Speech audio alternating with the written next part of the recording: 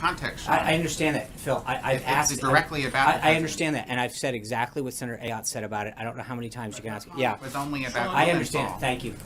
Yeah. Sean, I'm going to continue on this line despite what's happening there. Why isn't the White House, why isn't the president concerned about the influence or the appearance of the influence on the independent judiciary? Why isn't he? He is free to speak his mind. Where has this outrage been for the last 100 years? There has been the Obama administration or any previous administration. I'm talking about this president. I understand, and the this president White has House. the part of the reason the president got elected is because he speaks his mind. He doesn't hold it back. He's authentic, and he's not going to sit back. I think when he feels very passionately about something as much as the executive order, he was doing it to make sure Americans were safe. The order, the U.S. code is crystal clear on this.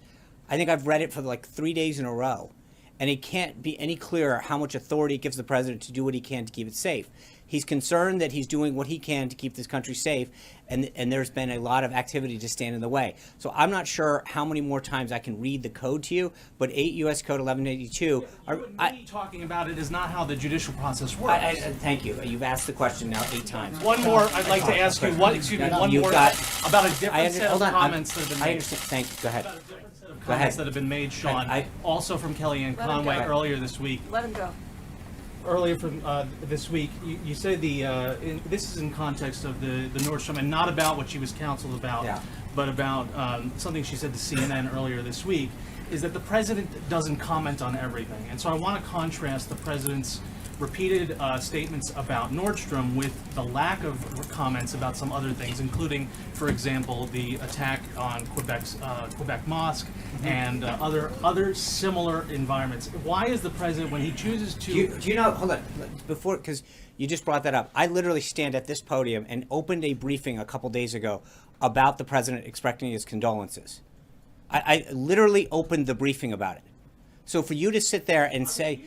I know. So why are you asking why he didn't do it when I literally stood here and did it? Statement. Well, I don't understand what you're asking. Kellyanne's comment were about that the president doesn't have time to tweet about everything. Right. He's tweeting about this. Right. He's not tweeting about something else. I came out here and actually spoke about it and said the president spoke. The president's time. What are you? You're equating me addressing the nation here in a tweet? I mean, that's the silliest thing I've ever heard. Okay, I'm done. This is silly. Okay, next. Okay, and you're equating thank you. the You've asked your here. question. Thank you. Does that not diminish the language that you're using? Go ahead. Thank you, Phil. One of the criticisms leveled at President Trump's predecessor, President Obama, by Republicans was his excessive use of executive orders. The president signed 3 more executive orders today. Why isn't that criticism applicable to President Trump in the same manner? I think when you look at the context of what those executive orders did,